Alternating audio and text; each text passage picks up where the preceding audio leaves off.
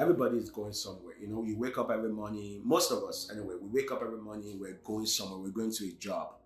And the reason why we're going to that job is really so that we can make some money to feed our families, to put roof over our heads, to put clothes on our backs. And that's one of the reasons, and that's the basic needs of life. Actually, basic needs of life is food, shelter, and clothing. That's the basic. Everything else is extra, is excess.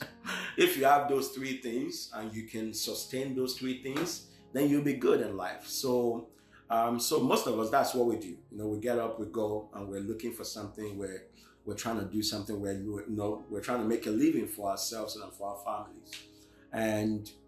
But one thing I've learned is we could become so preoccupied with doing that we begin to seek these things. And what I mean by that is they begin to take everything out of you. They begin to become your obsession, and this is all you do with your life. You are seeking what you will eat, you are seeking what you will drink, where you will live, and what you're gonna wear. You're seeking these things, and the Bible tells us not to seek them.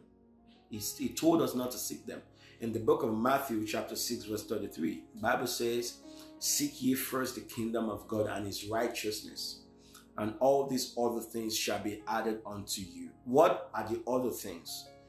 In the previous verses, it was talking about, do not worry about what you shall eat, what you shall drink, what you shall wear, where you shall live. He said, because the Gentiles, they seek after those things. He said, but you, don't seek those things. Seek first the kingdom of God and his righteousness. I'm not saying you shouldn't look for a job. I'm not saying you shouldn't make a living. But put God in his right place. Make God the one that you're seeking. Make God the obsession. Make God the priority. Seek God. And God will make sure that all these other things are harder to you. Life is too short to make it all about seeking these things, seeking things. I want this, I want that. Life is too short to make it all about that. But we can seek God.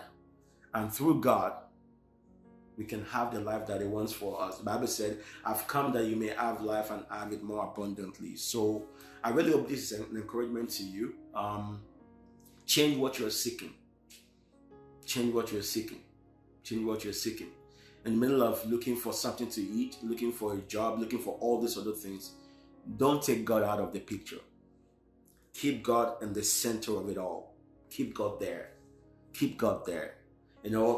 I'm sure you probably have heard, if you don't know, you probably have heard of people who have, they have everything. They're wealthy, they're rich, they have cars, they have houses, they have the best jobs, they make lots of money, and yet they're very empty. Yet they're struggling with different things. Yet they have so many issues. It means that none of these things can satisfy you. You can have all the money in the world. You can have everything you are looking for: success, fame, influence. You can be like, oh, I want to be like that person. I want to be able to influence 20 million people. I want to be able to have influence. I want to have a successful career. I want to have there's nothing wrong in desiring to be successful or to wanting to be successful at what you do. There's nothing wrong with that. But if that's all you are seeking, you may end up getting that and still be empty. You may end up having all the money, having all the cars, all the houses, and you're still empty. So seek first the kingdom of God, God's way of doing things. Put God in his rightful place. Seek him first. First. Keep him in that space all by himself. God should not be in competition with other things in your life. It should not be in competition with your spouse, with your job, with your children. No, God is God. Seek him first. The Gentiles, that's what they seek. But you don't seek those things. We seek God. And we trust God that it will give us our daily bread. When you seek God, it will lead you in the way that you should go. It will direct you to the right people. It will direct you to the right job. It will give you the right resources. It will make sure that everything you need is added to you. And which means you'll get God and you still get everything you need. But if you don't seek God, if you don't put God first, you don't put him in his rightful place, you will end up getting everything and you will not have the one thing that can satisfy, which is God. The one thing that can satisfy, the only person that can satisfy the longings of your heart, that can give you fulfillment, that can make you whole. The only person that can fill that vacuum in your heart is God. So you end up having everything and you won't have God. So, and then what's the point of all that?